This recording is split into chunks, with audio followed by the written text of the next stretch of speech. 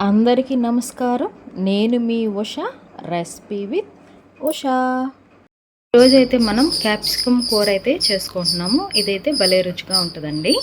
అందుకు కావాల్సిన పదార్థాలు: ఒక క్యాప్సికమ్ అండి, గింజలు లేకుండా ఇలా ముక్కలుగా కట్ చేసుకోవాలి. మీడియం సైజు టమాటాలు 2 చిన్న చిన్న ముక్కలుగా కట్ చేసుకున్నాను. ఒక ఉల్లిపాయ ఇలా చిన్న ముక్కలుగా కట్ చేసుకున్నాను. ఈ పచ్చిమిరపకాయలు చీలికల్లా చేసుకున్నానండి. ఉప్పు, కారం, పసుపు, కరివేపాకు, ఇవి వేయించినవేనండి. పల్లీలు, అల్లం వెల్లుల్లి పేస్టు, ధనియాల పొడి. ఇప్పుడైతే ఎలా చేసుకోవాలో చూపిస్తాను. ఇప్పుడైతే ఒక మిక్సీ జార్ తీసుకొని పొట్టు తీసేసుకున్న పల్లీలు అయితే వేసేసుకోవాలి. అలాగే టమాటా ముక్కలు కూడా వేసేసుకొని మెత్తగా అయితే పేస్ట్ అయితే చేసుకోవాలి. ఇలా అయితే మిక్సీ పెట్టి పక్కన పెట్టుకోవాలి. నీళ్ళు అనేది పోయికోకుండా మిక్సీ పట్టుకోవాలండి. ఇప్పుడు స్టవ్ వెలిగించుకొని కడాయి అయితే పెట్టుకోవాలి. అందులోకి 1 టేబుల్ స్పూన్ నూనె అయితే వేసుకోవాలి. నూనె అనేది వేడైన తర్వాత క్యాప్సికమ్ ముక్కలు అయితే వేసేసుకోవాలి.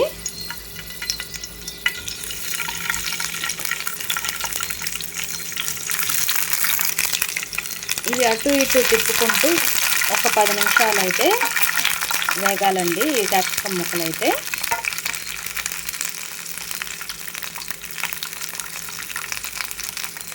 చూడండి, ఇలా అయితే క్యాప్సికమ్ ముక్కలు మగ్గినాయి కదా, ఇదైతే పక్కకు తీసి పెట్టేసుకోవాలి. అదే స్టవ్ పైన మరొక కడాయి అయితే పెట్టుకోవాలి. ఇప్పుడు ఇందులోకి 2 టేబుల్ స్పూన్ల వరకు నూనె అయితే పోసుకోవాలి.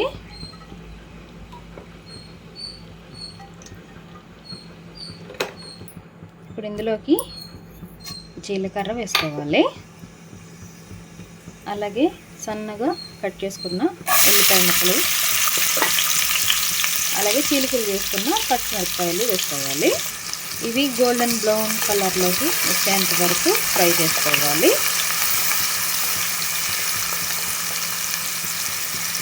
ఉల్లిపాయలు అనేది ఇలా వేగిపోయినాయి కదా, ఇప్పుడు అల్లం పేస్ట్ అయితే వేసేసుకోవాలి. 1/2 టేబుల్ స్పూన్ వరకు ఉంటుందండి. ఇది కూడా పచ్చి వాసన పోయేంత వరకు అయితే వేసుకోవాలి.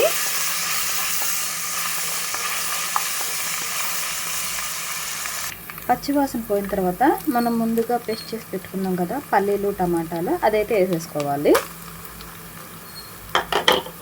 వేసుకొని ఇదంతా ఒకసారి అయితే కలుపుకోవాలి.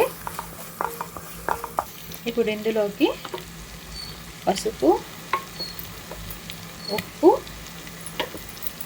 2 టేబుల్ స్పూన్ వరకు ఉంటుందండి కారం, ఉప్పు మీ రుచికి తగ్గట్టుగా వేసుకోవాలి. అలాగే ధనియాల పొడి 1/2 టేబుల్ స్పూన్ వరకు ఉంటుంది. ఇది మంచిగా అయితే వేగనివ్వాలి.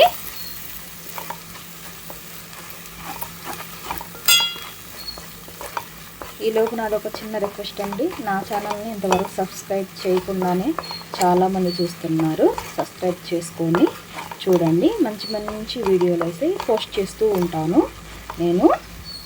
ఇలా అయితే కలిపేసుకొని మూత అయితే 2 నిమిషాలు పెట్టుకోవాలి. ఒకసారి అయితే మూత తీసి చూద్దాము. ఇది అడుగంటుకోకుండా కలుపుకుంటూ ఉండాలండి, లేదంటే అడుగు అంటుకుంటుంది. మరొక 2 నిమిషాలు అయితే ఇలాగే మూత పెట్టుకుని ఉడికించుకుందాము.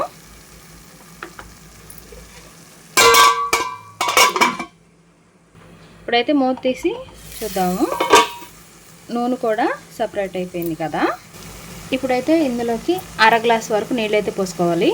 నేను మిక్సీ పట్టుకున్నాం కదా, ఆ మిక్సీలోనే నీళ్ళు అయితే కలిపి పోసేసుకుంటున్నాను. మీకు ఇంకా గ్రేవీ ఎక్కువ కావాలంటే గ్లాస్ వరకు అయినా సరే నీళ్ళు అనేది పోసుకోవచ్చు. నేనైతే 1/2 గ్లాస్ వరకు నీళ్ళు పోసుకుంటున్నాను.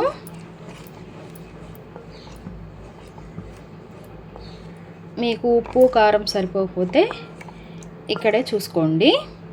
ఇప్పుడైతే ఇందులోకి క్యాప్సికమ్ ముక్కలు అయితే వేసేసుకోవాలి. మనం వేపి పక్కకు పెట్టుకున్నాం కదా, ఆ ముక్కలు అయితే వేసేసుకోవాలి.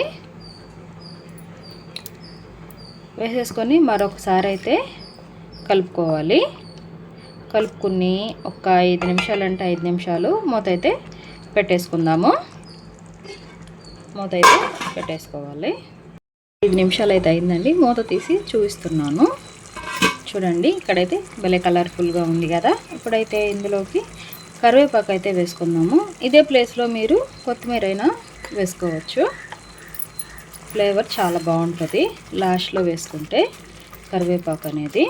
ఇలా అయితే కలిపేసుకుని మీ గ్రేవీ చూసుకొని స్టవ్ అయితే ఆఫ్ చేసుకోవాలి. నేనైతే స్టవ్ అయితే ఆఫ్ చేసుకుంటున్నాను. ఈ గ్రేవీ అయితే సరిపోతుంది మాకు. చల్లారిన తర్వాత చూడండి ఎంత గ్రేవీగా ఉందో. మన గ్రేవీని చూసుకుని స్టవ్ అయితే ఆఫ్ చేసుకోవాలి. చూడండి ఎంత గ్రేవీ సరిపోతుంది. ఇది అన్నంలోకైనా చపాతీలోకైనా చాలా అంటే చాలా బాగుంటుంది. మీరు కూడా తప్పకుండా ఇలా ఒకసారి అయితే ట్రై చేయండి. నా వీడియో నచ్చితే లైక్ చేయండి, సబ్స్క్రైబ్ చేసుకోండి. మరిన్ని రెసిపీస్ కోసం నా పేజీని ఫాలో చేయండి. మరొక రెసిపీతో మీ ముందు ఉంటాను. Recipe with Usha.